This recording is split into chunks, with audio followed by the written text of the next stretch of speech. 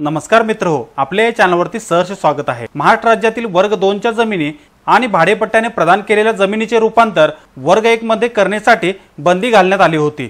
दिनांक 28 जानेवारी 2021 च्या महाराष्ट्र शासनाच्या परिपत्रकान्वये सदरची बंदी आता उठवण्यात आली आहे। त्यामुळे ग्रामस्थांना आणि शेतकऱ्यांना त्यांच्या जमिनीची खरेदी विक्री त्याचप्रमाणे बँकेचे अथवा सोसायटीचे कर्ज काढणे सोपे होणार आहे।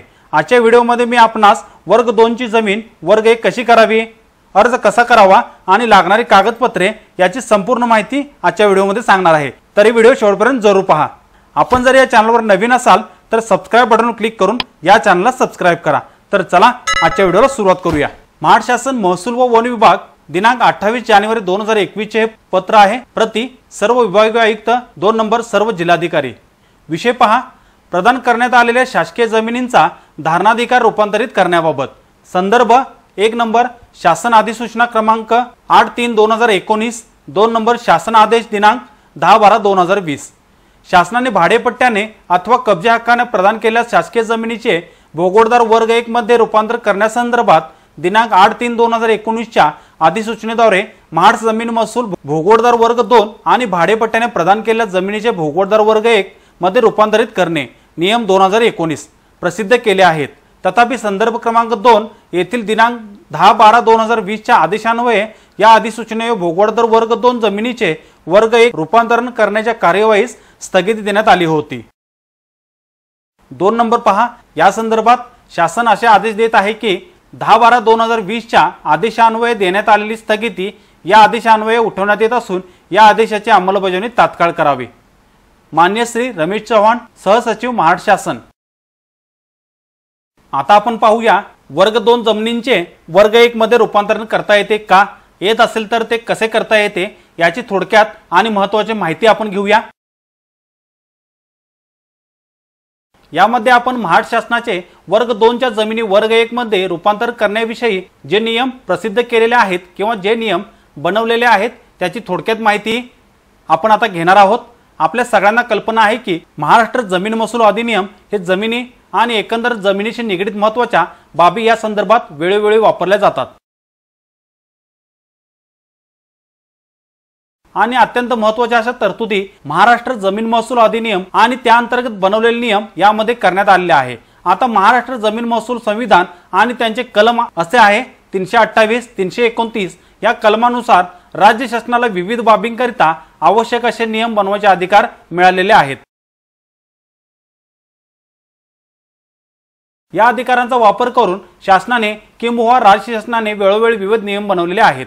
आता आपण जो विषय पाहत आहोत ते जे नियम आहेत त्या नियमांचे नाव आहे महाराष्ट्र जमीन महसूल भोगोडदार वर्ग 2 आणि भाडेपट्ट्याने प्रदान केलेली जमीन भोगोडदार वर्ग 1 मध्ये रूपांतरण करण्याचे नियम 2019।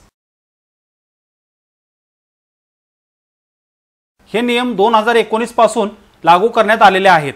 आता अशा नियमांच्या नावावर आपल्याला हे स्पष्ट कळते की ज्या विविध जमिनी भोगोडदार वर्ग 2 मध्ये आहेत त्या साहजिकच नियंत्रित सत्ता प्रकारात आहेत, म्हणजेच त्याच्या वापरावर किंवा हस्तांतरणावर काही प्रकारचे निर्बंध आहेत।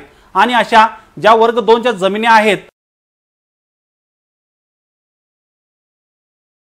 त्या जर वर्ग 1 मध्ये रूपांतरित झाल्या तर त्या अनियंत्रित सत्ता प्रकारात जातील आणि त्यांच्यावर असलेले निर्बंध किंवा बंधन आहेत ती आपोआपच नाहीसे होतील, कमी होतील।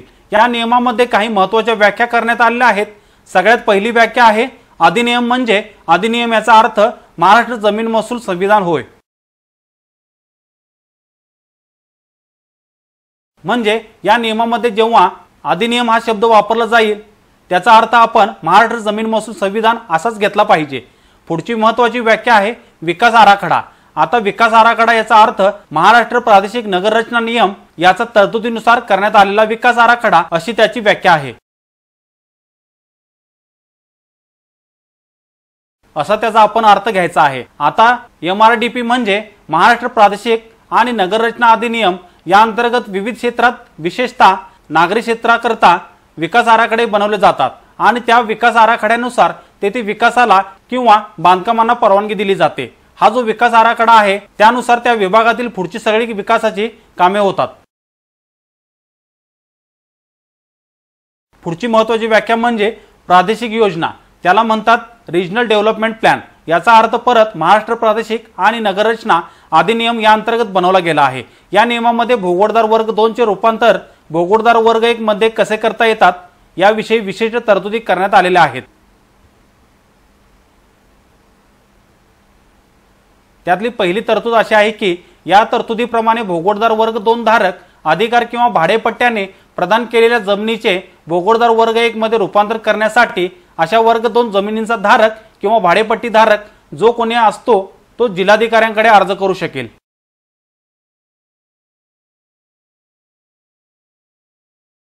आणि असा अर्ज प्राप्त झाला की मान्य जिल्हाधिकारी अशा जमिनींचा तपशील आणि अशी जमीन जेव्हा प्रदान झाली आहे तेव्हाच्या ज्या काही अटी शर्ती आहेत याचा काही नियमभंग किंवा शर्तभंग झालाय का याची तपासणी करतात। या तपासणीमध्ये समजा नियमभंग किंवा शर्तभंग झाल्याचे निदर्शनास आलं आणि तदनंतर जे नियमानुसार केल्या नसल्याचे निदर्शनास आल्यास तर जिल्हाधिकारी अशी कारणे नमूद करून असा अर्ज नाकारतील।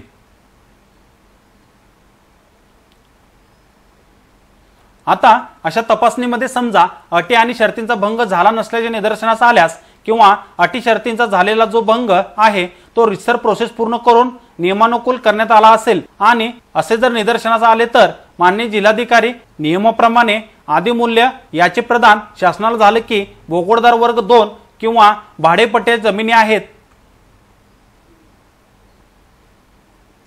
त्या भोगोडदार वर्ग 1 मध्ये रूपांतरित करण्याबाबतचे आदेश देतात। आता हे अधिमूल्य कसे स्वीकारायचे आहे त्याचा त्यांनी एक तक्ता बनवलेला आहे। उदाहरणार्थ आपण काही बघायचं झालं तर समजा रहिवासी प्रयोजनासाठी कब्जा हक्काने समजा धारण केलेली जमीन असेल तर त्याच्यावरती पहिल्या 3 महिन्यांमध्ये त्याचे जे काही गव्हर्नमेंट व्हॅल्युएशन येईल त्याच्या 15% एवढी रक्कम आणि जर 3 महिन्यानंतर ही कारवाई केली तर त्या वार्षिक विवरण दर मूल्यानुसार जे काही व्हॅल्युएशन येईल त्याच्या 60% इतकी रक्कम भरून ती जमीन भोगोडदार वर्ग 2 मधून भोगोडदार वर्ग 1 मध्ये रूपांतर करण्यात येईल।